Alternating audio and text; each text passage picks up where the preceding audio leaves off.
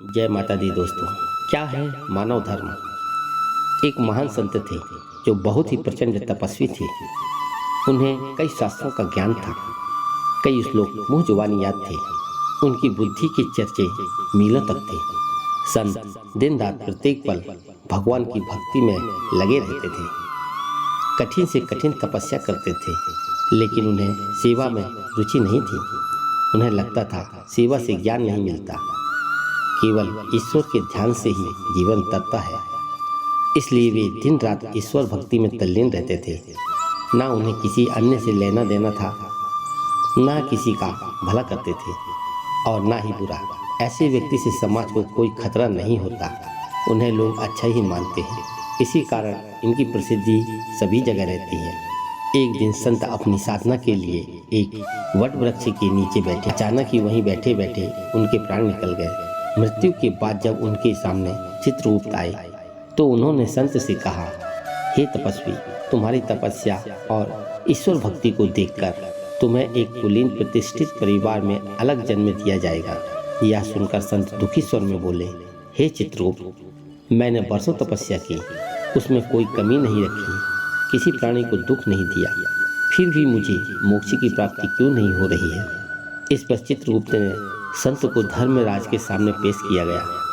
संत ने अपनी सारी व्यथा धर्मराज से कही, अपने सारे धार्मिक कर्म कांड के बारे में विस्तार से बताया।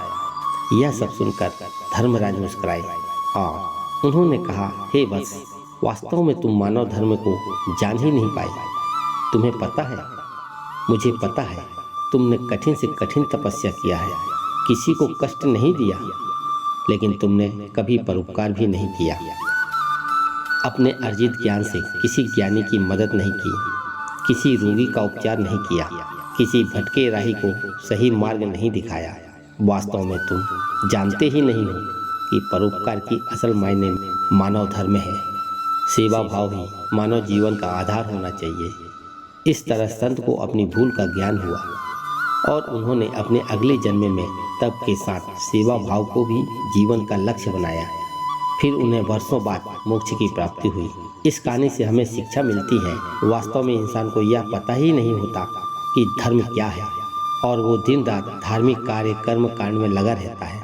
जैसे हमेशा एक बात सुनने में आती है कि 30 त्योहार पर लोग ब्राह्मण को दान देते और भोजन कराते हैं। भले ब्राह्मण संपन्न हो, खुद 4 पहिए के वाहन में घूमता हो, लेकिन बड़े शान से उसे दान दिया जाता है और वो भी स्वीकार करता है। आप खुद ही सोचिए, ऐसे दान का क्या महत्व होगा। अगर आप यही दान किसी गरीब को देंगे तो शायद उसकी कई दिनों की भूख शांत होगी, उसे जीने का सहारा मिलेगा।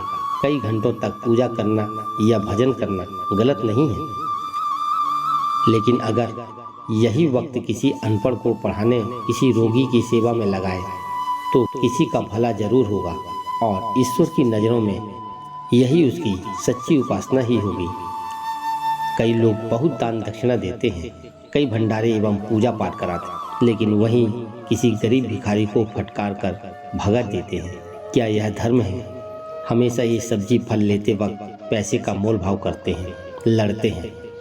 कई बार ज़बरदस्ती कम पैसे में किसी गरीब से सब्जी या फल ले लेते हैं, लेकिन वही मॉल, सुपरमार्केट अथवा ऑनलाइन शॉपिंग बिना किसी सवाल के करते हैं। क्या कभी सोचा है 5 से 10 रुपये कम करवा लेने में कितना अमीर हो जाएंगे? लेकिन हाँ, उस सब्जी वाले के लिए इस कारण महीनों की कम से कम 5 रातें खाली पेट सोना पड़ेगा। वास्तव में धर्म क्या है? यही ज्ञान इसके जरिए हम आपको समझाना चाहते हैं। आज कलयुग के दौर में मोक्ष प्राप्ति की तो कोई बात ही नहीं सोचता।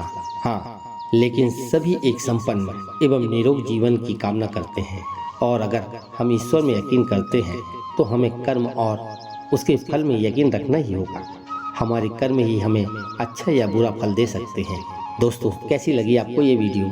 अगर अच्छी लगी हो तो कृपया लाइक करें, शेयर करें और सब्सक्राइब जरूर करें। दोस्तों, वीडियो के अंत तक बने रहने के लिए आपका बहुत बहुत धन्यवाद।